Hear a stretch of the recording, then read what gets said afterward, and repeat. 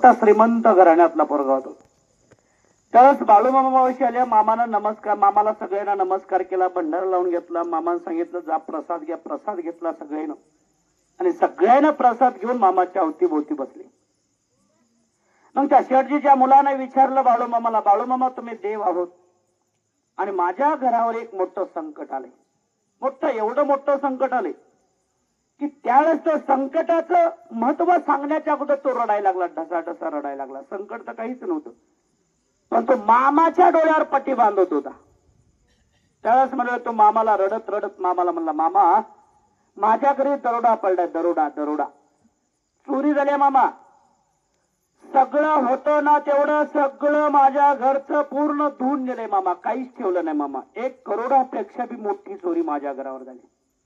मामा सगळ्या भक्तांकडे पाहिलं मामानं आणि त्याही मुलाकडे पाहिलं आणि मुलाला मामा म्हणतात, अरे रे रे किती वाईट झालं रे, काय किती वाईट झालं. वाईट झालं म्हणल्याच्यानंतर तो मुलगा मामाला रडू रडू सांगायला. त्यावेळेस मामा त्याला सांगले, बाबा रडणं पोस अगोदर, तू समाधान राहा, मी सांगतो त्या ध्यानात ठेव, लिहून घे.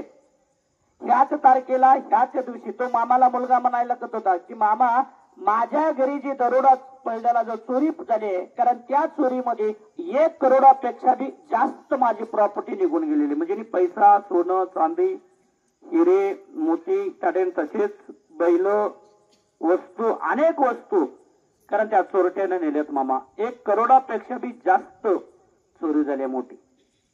त्यावेळेस मामानं त्याने खरोखर मामा त्याला म्हणले, बाबा मामाला विचारला त्यानं, मामा कधी माझी चोरी झालेले सगळं भेटन मला सांगा.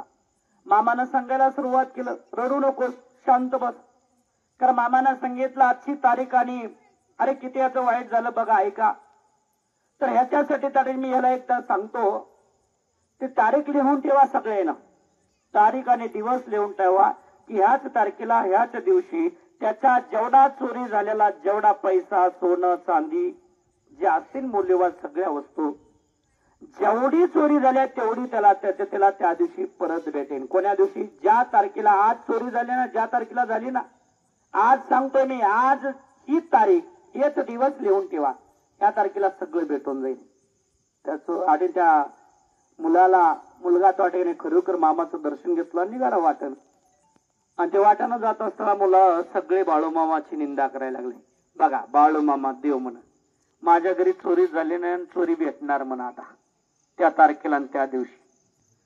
योगायोगानं 3 महिने निघून गेले आणि 3 महिने निघून गेले त्या तोच दिवस आणि तीच तारीख आली. मामानं त्याच तारखेला आणि त्या दिवशीला भेटणार म्हणून सांगितलं होतं. तीच तारीख आली आणि तोच दिवस आला. त्या दरोडा आणि खरोखर त्या शेठजीच्या घरी त्याच दिवशी त्याच तारखेला त्याच्या घरी दरोडा पडला. असा दरोडा पडला की भयानक मोठा दरोडा पडला. कारण त्याच तारखेला त्याच दिवशी त्याच्या घरी दरोडेखोर आले आणि त्याच्या घरातल्या सगळ्या कुटुंबातल्या माणसाचे हातपाये बांधले आणि बेदम मारून पूर्ण घर अख्खं धुवून नेलं. काही शिल्लक ठेवलं नाही. वस्तू सुद्धा ठेवलं नाहीत. शेतातल्या बैल ठेवलं नाहीत, जनावर ठेवलं नाहीत. सगळं होतं ना तेवढे भांडे सुद्धा भरून नेले. सगळं धुवून नेल्याच्या नंतर घर अख्खं धुवून नेलं. आता शेठजीचा मुलगा कोणाला सांगायचा? बाळूमाला मामानं काय सांगितलं, त्याच तारखेला त्याच दिवशी भेटल्याच्या नंतर मला मात्र सांग. मला सांगितल्याशिवाय नको, मला सांग 100%. त्यावेळेस तो खरोखर आता मामाला सांगायचं कसं? भेटलं म्हणून सांगाव का गेलं म्हणून सांगाव? हा प्रश्न होता त्याच्या पुढं. त्यावेळेस म्हणाले खरोखर मामाच्या भक्तायनं त्याने खरोखर मामाच्या भक्तानं त्याने बोलू नका, शांत राहा. त्यावेळेस खरोखर मामाच्या भक्तानं मामाला सांगितलं, मामा तुम्ही सांगितलेल्या तारखेला त्याच दिवशीला आणि त्याच कारण तारखेला त्याच वारी त्याच्या घरी दरोडा पडला होतं. तेवढं सगळं घर धुवून नेलं मामाच्या भक्तानं सांगितलं. मामा हसले आणि हसत हसत मामा म्हणतात, रे ते माझ्याकडे आलत रे. काय ते माझ्याकडे आलत मामा, मला वजो व्हायला लागले, रिकाम कर म्हणून त्याला मी कायमचा रिकामा करून टाकलो बघ. काय आपापाचा माल होता, गप्पापा न नेला बघ. काय कारण ज्याचं होतं त्यानं लूट मार करून नेलं असं मामानं सांगितलं. कारण मामाच्या दरबारात येऊन लबाड बोलणं एवढं सोपं नाही, एवढं दादागिरी करणं सुद्धा सोपं नाही.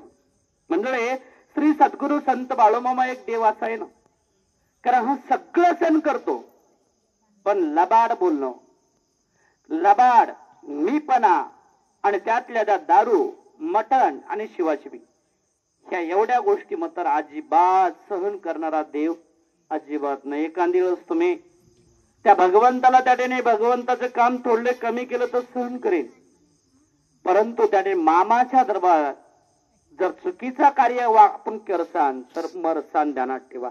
कारण मामानं सांगितलेलं आहे, हाय की काय मुंबई हायकोर्ट आहे म्हणतोय, मुंबई हायकोर्ट आहे म्हणतो न्याय निवाडा करणारा. हा जो माझा दरबार आहे मुंबई हायकोर्ट आहे म्हणतो न्याय निवाडा करणारा. कारण फुकट मरसान म्हणतो, एक लक्षात ठेवा. म्हणून त्याच्यासाठी हे बाळूमामाचं दरबार एवढं सोपं नाही, एक लक्षात ठेवलं पाहिजे. कारण हे सगळं सोपं आहे हो, पण मामाच्या प्रपंचामध्ये वावरणं सोपं नाही. मामाच्या प्रपंचात राहणाऱ्या सेवेकऱ्याला मामा सोडत नाही, तर तुम्हा आम्हाला सोडन का तो, याचा आपण अभ्यास केला पाहिजे. जो दिवस रात्र त्याच्याशी राबतो त्याच्या प्रपंचामध्ये, कारण त्याला तो सुटका देऊ शकत नाही, तर तुम्हा आम्हाला देणार का तो. कारण तुम्ही आम्ही तर त्याची फक्त भक्ती करतोय, आणि जे दिवस रात्र त्या ठिकाणी शरीरानं मेहनत करून त्या भगवंताची राब राब सेवा करतात त्याच्या प्रपंचाचं, तर त्याला तो सोडत नाही, तर तुमच्या आमच्याला तुम्हा आम्हाला तो सोडणार नाही. ज्यावेळेस श्री सद्गुरु संत बाळूमामा ज्यावेळेस एका आपल्या प्रपंच घेऊन या गावातून त्या गावात फिरत होते, आणि एक मामाचा निष्ठावंत एक सावकार बाळूमामाचा भक्त होता. आणि तो सावकार योगावर मामाचा भक्त असल्यामुळे तो सावकार मामाकडे, त्या सावकाराच्या घरी एक लेबल लागलं. पहिल्या चोऱ्या होत होत्या, कशा होत होत्या, घरावर लेबल लावून चोऱ्या होत होत्या, की आज तुझ्या घरी चोरी होणार आहे, तुला काय करायचं ते कर, अशा भावनेनं अशा बोलून चालून चोरी होत होती, दरोडा पडत होता. मग तो आणि तो सावकार बाळूमामाचा भक्त, आणि त्याच्याच घरावर लेबल लागले, आज तुझ्या घरी चोरी होणार आहे. ही वार्ता सकाळच्या पर्यंत सकाळी झोपेतून उठले आणि लेबल लावून गेलेले. सकाळी उठून बघितलं तर काय त्या घरावर लेबल लागलेला आहे, संध्याकाळी चोरी होणार आहे म्हणून. हा प्रश्न त्याच्या पुढे पडला, आणि तो त्याने खरोखर अंघोळ स्नान केला, पूजा अर्चा केला, देवदर्शन केला, आणि तो सरळ निघाला तो मामाच्या दर्शनासाठी. मामाची आणि मामा बकऱ्या घेऊन फिरत होते. मामाला हुडका दोडका शोध काढत काढत तो मामा पशाला मामाच्या चरणात मस्तक टेकवला, आणि मामाने विचारलं, ए सावकारा, अरे तू इकडे कस काय आलास. असं म्हणल्यावर तो सावकार मामाला म्हणतोय, मामा तुमच्याशिवाय आम्हाला कुठं त्याने आम्हाला सुख आहे मामा. बर काय काम काढलास आपल्या मामाकड. मामा काय सांगू, माझ्या घरी दरोडेखोरांना चोरी होणार म्हणून याचं लेबल लावलंय मामा, आज माझ्या घरी चोरी होणार आहे, मी काय करू मामा. त्यावेळेस मामा हसले, आणि मामा हसत हसत काय म्हणतात, हे अरे बाळू धनगराच्या भक्ताच्या घरावर चोरी होणं हे सोपं आहे का रे. आणि बाळू धनगराच्या भक्ताचं घर जर संरक्षण बाळू धनगर करू शकत नाही, तर त्याला देव कसं म्हणावं रे. तू काळजी काय करतोय, मी बघतो, तू समाधान त्याने दर्शन घे आणि प्रसाद घे, मी बाकी बघतो. मामा कसा घात जाणार मामा समाधान, अरे मी हाय की, तू का काळजी करतोय. त्यावेळेस खरोखर मामाच्या शब्दानुसार त्यानं पोटभर प्रसाद घेतला, आणि प्रसाद घेतल्याच्या नंतर खरोखर मामाला त्याला सांगितलं, मामाच्या जवळ तो बसला, गप्पा मारला, आणि गप्पा मारल्या मामानं एक चिमटभर बंढऱ्याची पुडी बांधली आणि त्याला दिली, आणि सांगितलं, जा घरी जा, पोटभर तुम्ही सगळ्यांना जेवण करा, जेवण झाल्याच्या ते संध्याकाळी झोपतेळच, कारण ही पुडी देवऱ्यामध्ये ठेव, आणि सगळे दारं खिडक्या सगळ्या उघड्या करून झोपी जा, बाकी बघतो मी काय करायचं. बघा विचार करा, दरोडेखोर तर येणार आहे, पण मामाही आपल्या भक्ताच्या घराला कसा धक्का लावतोय तो बघण्यासाठी चॅलेंज करतोय. हा बाळूमामा आहे ना, चॅलेंज करून काम करणारा देव म्हणजे बाळूमामा, एक लक्षात ठेवायचं. तर त्यावेळेस भगवंतानं त्याने सांगितलं, जा समाधान त्याने घरी जा, सगळ्यांना जेवण खावण करण्यासाठी सांग, आणि जेवण खावण करून सगळ्याला झोपी घाल, आणि दार खिडक्या उघड्या करून तूही झोपी जा, बाकी मी बघतो. असं मामानं सांगितलं. मामाच्या शब्दावर विश्वास ठेवला, तो घरी आला, सगळ्यांना जेवण पोटभर केलं, त्यांनाही पोटभर जेवण केलं, आरती फुटी देवाऱ्यामध्ये ठेवली पंढऱ्याची, आणि त्यांना सगळ्याला झोपायला सांगितलं, आणि त्यानं दार खिडक्या सगळ्या उघड्या ठेवल्या, आणि तोही झोपी गेला. संध्याकाळी दरोडेखोरची टोळी आली, पण ज्या ठिकाणी त्याला ज्या टोळीला दरोडा टाकायचा होता त्या ठिकाणी त्याला आणि चोरी टाकणं शक्यच झालं नाही. का झालं नाही? कारण तिथं आल्याबरोबर त्यानं पाहिलं दारा खिडक्या उघडे आहेत. अरे जिथं आम्ही दरोडा टाकतो तिथं दारा खिडक्या पीट करतात, लोक अनेक जमा करून ठेवतात. पण हा असा कसा आडे माणूस आहे की आम्ही येणारा म्हणल्याच्या दारा खिडक्या उघड्या करून ठेवले? असा कोण आहे तो? तर त्यावेळेस हा काहीतरी आगळा वेगळा प्रसंग आहे. त्या दरोडेखोरचे विचार बदलले आणि दरोडेखोरनं त्या ठिकाणी खरोखर त्या घरी चोरी टाकण्याच्या ऐवजी त्याच्या शेजारच्या घरी चोरी टाकली. शेजारच्या घरी दरोडा टाकला, अख्खं घर धुवून नेलं. ते सगळं आता घर बोंबलायला लागलं, वरडायला लागलं. सकाळच्या परी सावकार उठला. सावकारच्या फॅमिली मधले सगळे कुटुंबातले माणसं उठले आणि सगळ्यांनी विचारलं सावकारला, सावकार हे कसं? अरे बाबा मी काही केलं नाही बाबा, बाळूमामाची ही सगळी काही लीला आहे. त्यावेळेस मंडळी खरोखर विचार करा, ज्या ठिकाणी दरोडेखोर चोरी करण्यासाठी येतात त्या दरोडेखोरला सुद्धा, कारण चोरी न करू देण्याचं सामर्थ्य आहे, क्षणोक्षणी विचार बदलण्याची ताकद ह्या मामात आहे. नुसता मामाने ज्यावेळेस श्री सद्गुरू संत बाळूमामा ह्या जग जनार्दनातून आपलं कार्य घेऊन फिरत होते, कारण त्या ठिकाणी खरोखर एक बाळूमामापाशी एक त्या मामाचा एक भक्त होता आणि मामा आपल्या मेंढ्या घेऊन फिरायचे. एक चोरट्यांची टोळी होती, चोरट्याची 21 जणांची चोरट्याची टोळी होती, 21 जणांची. आणि ते 21 जण चोरट्यांची टोळी करत होते. आणि त्यावेळेस म्हणले खरोखर ते चोरट्यांची टोळी योगायोगानं बाळूमामाच्या बकरी चोरण्याचं निवेदन त्यानं केलं. मामाच्या बकरी चोरण्याचं निवेदन त्यानं केलं. आणि त्यावेळेस खरोखर मामा आपल्या बकऱ्यांचा अंदाजा त्या 21 जणांना घेतला आणि एक दिवस त्यानं दिवस ठरवला. मामाच्या बकरी आपल्या खरोखर त्या ठिकाणी आपल्या पहाडीने मामानं आपल्या बकरी उघड्यावर मारलेल्या होत्या. मामाच्या तळावर अनेक महिला मंडळ, अनेक पुरुष मंडळ होते. सगळेजण प्रत्येक जण सेवेमध्ये मग्न झालेला होता. संध्याकाळी भगवंताची आरती झाली, सगळ्यांना प्रसाद घेतला आणि सगळे जिकडे तिकडे झोपी गेले. पण श्री सद्गुरू संत बाळूमामा मात्र सगळं जाणून होते. मामा तंबू मध्ये बसून होते आणि दरोडेखोरची टोळी संध्याकाळी 9 वाजता आपल्या तोंडाला काळं फासून मामाच्या बकरी चोरण्यासाठी हजर होती. मामाच्या बकऱ्यांचं आणि त्यांचं अंतर जवळपास अर्धा किलोमीटर सुद्धा अंतर नव्हता. म्हणजे थोडा एक जवळपास बघता बघता आपलं जे आता जे मामाचा मुक्काम आहे आणि आता ज्या मेंढ्या येतात तेवढाच अंतरावर येऊन थांबलेले होते. ते मामाचा तळ शांत केव्हा होणार आणि आपण मेंढ्या धरणार केव्हा? मामाचा तळ पूर्ण 11, 11:30 वाजता पूर्ण तळ शांत झाला. सगळे मेंढकी फिंडके सगळे झोपी गेले आणि संध्याकाळी त्याला खरोखर ते ना 11:30 पासून मामाच्या बकऱ्यांचा धावपळ करण्याचा सुरुवात केली. पण ज्या झाडापासून पळत होते सुरुवात केली त्याच झाडापाशी पळत होते. ते रातभर पहाटे 3 पर्यंत पळत होते आणि मामा खरोखर आपल्या तंबू मध्ये बसून आपली काठी हातात घेऊन फक्त माग पुढं जाग्यावर करत होते. रात पहाटेच्या 3 वाजेतोवर ते पळत होते. पहाटे 3 वाजता जागेवर थांबले आणि त्यानं पाहिलं, अरे जिथून आपण पळायला सुरुवात केली तिथंच आपण पुढे काय गेलं आणि बकऱ्या तर समोर दिसायला लागल्यात, पण हात लावणं झालं नाही. एक लक्षात ठेवा. तर त्यावेळेस मंडळी खरोखर त्या चोरट्याच्या टोळीमधला एक हेड होतं. हेड म्हणजे बॉस. त्या बॉसचं नाव होतं बाळाप्पा बागडी. आणि त्या बाळाप्पा बागडी हुशार होता. बाळाप्पा बागड्यानं सगळ्याला सांगितलं, हे बाबू, अरे हे काहीतरी वेगळं आहे बघा. इथं जिथून पळायला सुरुवात केली तिथंच हा आपण, जिथून सुरुवात केली तिथंच हा आपण. एकतरी इथं भूताचा प्रकार असावा लागेल, एकतरी इथं संताचा प्रकार असावा लागेल, नाहीतर एक कुठली तरी मोठी ताकद असावा लागेल. त्याच्याशिवाय ही घटना इथं घडू शकत नाही. त्यासाठी चला वापस म्हणून संध्याकाळी पहाटे 3 वाजता आपल्या घराकडे गेले. जिकडे तिकडे जाऊन झोपे गेले. दरोडा त्या दिवशी भेटला नाही, कारण त्याने खरोखर दुसऱ्या दिवशी सकाळच्या पारी सगळेजण जमले. 7-8 वाजता सगळे जमा झाले आणि 9 वाजता 9-9:30 वाजता ते बाळूमामाच्या तळावर बघण्यासाठी आले. नेमकं काय आहे? मामा आपल्या एका झाडाखाली क्वाटवर बसले होते. क्वाटवर. आणि क्वाटवर बसल्याच्या नंतर खरोखर कारण त्यावेळेस मामाच्या जवळ आणि कुत्रे आणि गाढव होतो आणि ते मामाकडे ते निघाले. आता 17-18 जणांची टोळी. मग ती टोळी मामाकडे येत असताना मामाचं जे गाढव होतं ते गाढव हसू लागलं त्यांच्यावर. कुत्रे भुकून आले. त्यावेळेस मामाच्या सेवेकरांनी विचारलं, मामा संध्याकाळ नाही काही नाही दिवस आहे, आणि काय आता कुत्रे आता कशाला भुकालेत नेमकं? इथं लांडगबी दिसणं, काय बी दिसणं, आणि कुत्रे भुकालेत कशाला? त्यास मामानं आपल्या भक्ताला सांगितले, कुत्रे कोणावर भुकतेत? चोरावर भुकतेत. मामा आता चोर कुठं इथं? अरे बघ की आता, शांत बस, बघत राह फक्त तू.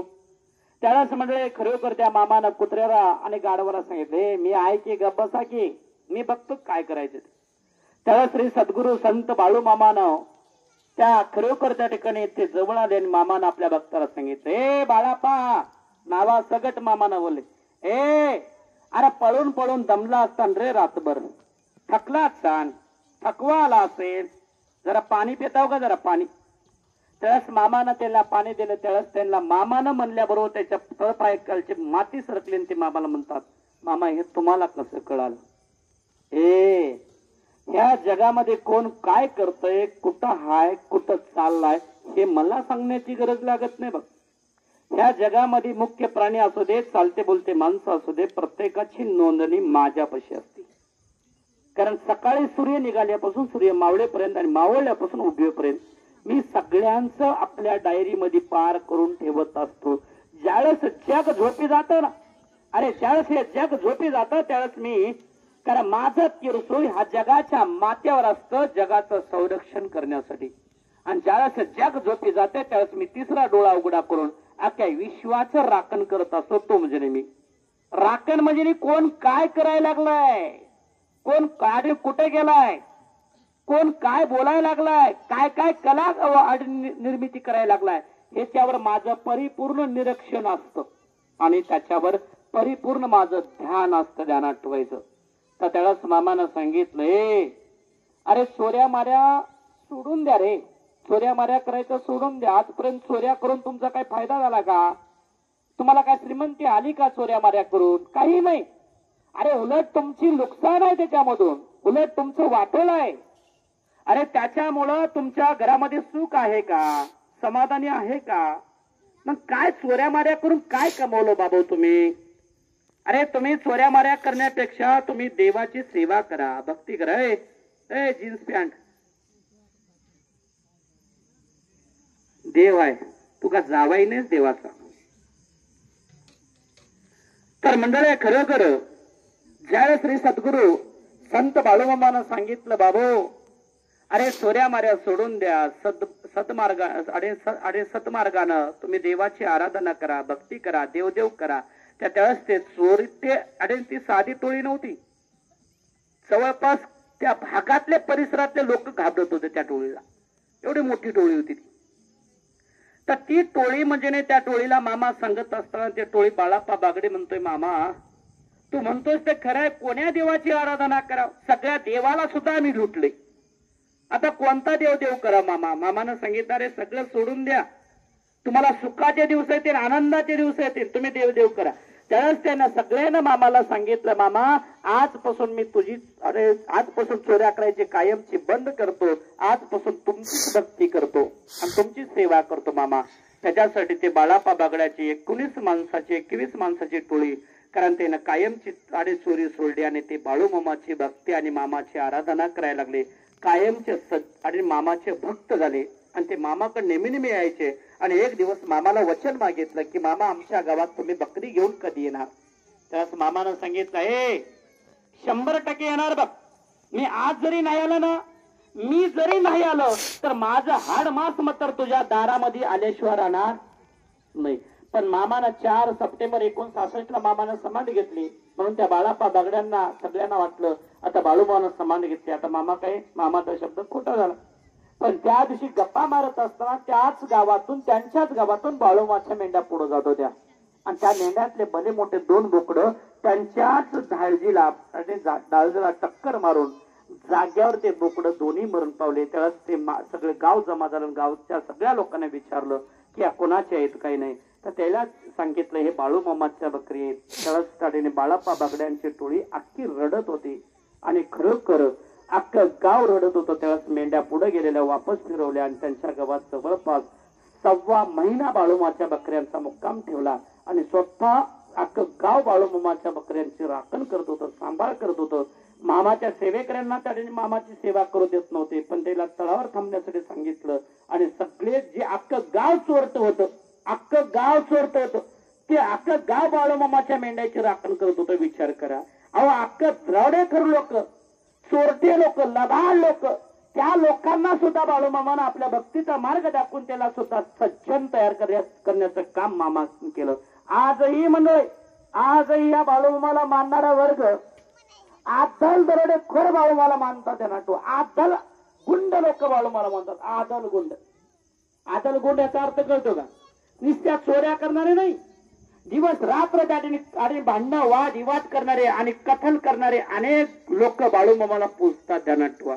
तुम्हाला अजून माहिती नाही, हे बाळूमामा सगळ्या प्रकारचे लोक पाळतो. ध्यानात ठेवायचं, सगळ्या प्रकाराचे. एक प्रकाराची माणसं पाळत नाही मामा, सगळ्या प्रकारांच्या लोकांच्या हातून आपली भक्ती करून घेतो. तो म्हणजे मामा. ह्या कलियुगामध्ये जे लोक देवदेव म्हणत नाही, देवाला मानत नाही ना, सकाळी तुम्हाला अनुभव दिला ना, तो साधा नाहीये. तो त्याने नुसता दारू पित होता असं नाही. तो शिक्षक आहे, नुसतं दिसायला शिक्षक आहे. एक दिवस आणि शाळेला जात नव्हता, एक दिवस, पण पगार अक्युरेट घेत होता. विचार करा मग किती गुंड मोठा असेल. कारण तो गुंडाकून आपली सेवा करून घेण्याचे सामर्थ्य ठेवणारा तो म्हणजे मामा. एवढं सोपं नाही. कारण ज्यावेळेस तो मुलगा, कारण जो शिक्षक त्या ठिकाणी ज्यावेळेस पहिली माझी भेट झाली त्यावेळेस त्याने तो स्वतः अजिबात कोणा कशावरही विश्वास ठेवत नव्हता. पण तो ज्यावेळेस बाळूमामानं त्याला अनुभव दिला त्यावेळेस तो स्वतः बाळूमामाच्या बकऱ्यांची राखण करतो. विचार करा. आधला कामाला लावतो. विचार केला पाहिजे की बाळूमामा कसा देव असेल. कारण कितीही वेगळ्या पद्धतीच्या लोकांना सुद्धा मामा त्याच्या हातून सेवा आणि भक्ती करून घेण्याचं सामर्थ्य ठेवतो. तो जात बघत नाही तुमची, तुमची जात कोणती आहे, पात कोणती आहे, धर्म कोणता आहे, काही घेणं देणं नाही. तू कोण आहेस काही घेणं देणं नाही म्हणतोय मला. ज्यानं माझी भक्ती केलं त्याचाच मी आहे. जो माझी भक्ती करू शकत नाही तो माझा अजिबात नाही, मला गरज नाही त्याच्याशी म्हणतो. एक लक्षात ठेव. आणि जो कोणी मला हाय म्हणाल त्याच्यासाठी मी आहे, आणि जो कोणी मला नाही म्हणाल त्याच्यासाठी कधीच नाही, केव्हा सुद्धा नाही. हाय तर आवाज, नाही तर नाहीच म्हणतो. एक लक्षात ठेवा. आज विचार करा, 19 पालखी सोहळे हा कलियुगातून चालवतो. कलियुगातून प्रति पांडुरंगाची वारी ज्यावेळेस चालू होती ना, अरे 1.5 महिना 2 महिने चालती, 1.5 महिना कंपल्सरी चालती. 1.5 महिन्याच्या नंतर जिथून निघाली तिथं थांबती. पण अखंड 12 महिने चालवतो तो म्हणजे बाळूमामा. एक लक्षात ठेवा. अखंड. आज विचार करा, त्याने किती किलोमीटर अंतरावर बाळूमामा आपल्या पालखी सोहळे आणि पुढे पुढे घेऊन जातोय. थांबत नाही, वेगानं पळवतो. त्या मामाच सामर्थ्य किती असेल. अरे बाबा, तुम्ही आम्ही फक्त गावात वावरतो, अरे हा जगात आपलं सामर्थ्य वाढवतो. ध्यानात ठेवा. तो म्हणजे मामा. कारण राजकारण, अरे राजकारण प्रत्येक मामा, प्रत्येक राजकीय सुद्धा बाळूमामाच्या समोर नतमस्तक ठेवतो. तुम्ही आम्हीच नाही, तुमच्या आमच्या महाराष्ट्रापुरतं नाही, अरे देशामधला प्रत्येक नेत्यापर्यंत बाळूमामा पोहोचलेला. एक लक्षात ठेवा. तो म्हणजे मामा. म्हणून त्यासाठी राजकीय सुद्धा म्हणतात बाळूमामाच्या नादाला लागावं तर आपलं वाटोळं करून घ्यावं. फुकट नाहीये, कोणाला सोडत नाही तो. कुठल्याही पक्षाचा राहू द्या आणि कुठलाही राहू द्या, काय घेणं देणं नाही त्याला.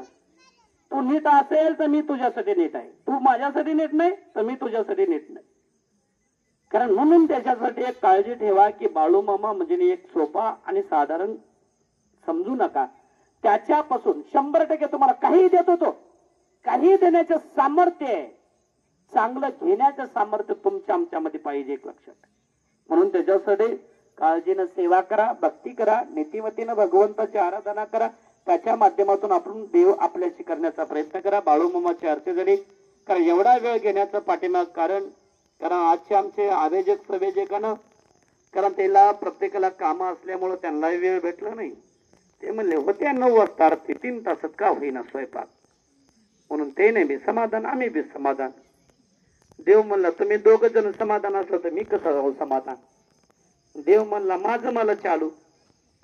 तो आपलं दोघांचं ऐकत नाही, त्याच्या मनानं चालवतो. ध्यानात ठेवायचं. कारण त्यासाठी तो आपण जेवढं जमेन तेवढं आपल्या विचारानं चालणारा तो म्हणजे मामा. कारण मामा स्वतःच्या आई वडिलाच्या बंधनात राहणारा देव नाही, स्वतःच्या नातेगोत्याच्या बंधनात राहणारा बाळूमामा नाही.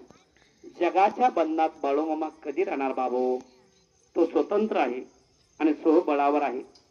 कारण स्वतः सामर्थ्य आहे ह्या जगात चालवण्याचं, म्हणून हे चाललेलं आहे. त्यासाठी सर्वांनाच भगवंताची आरती झाली. सर्वप्रथम बाळूमाचे मेंढके बंधू महाप्रसाद